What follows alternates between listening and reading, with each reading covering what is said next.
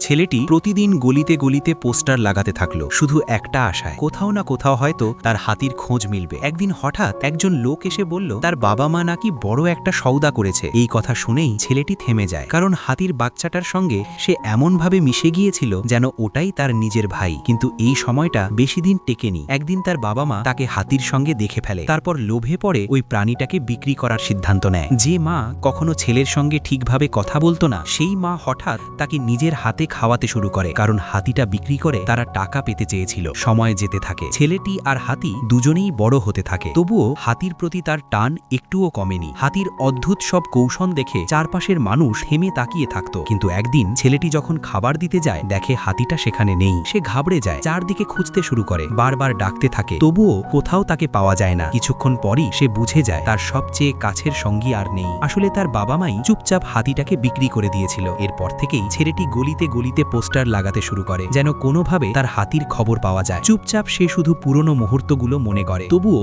একটা সিদ্ধান্ত ধরে রাখে, যতদিন বেঁচে থাকবে সে খোঁজা থামাবে না। আর ঠিক তখনই একজন লোক এসে বলে তার বাবা মা নাকি বড় একটা সওদা করেছিল। এই কথা শুনে ছেলেটি আবার থেমে যায়।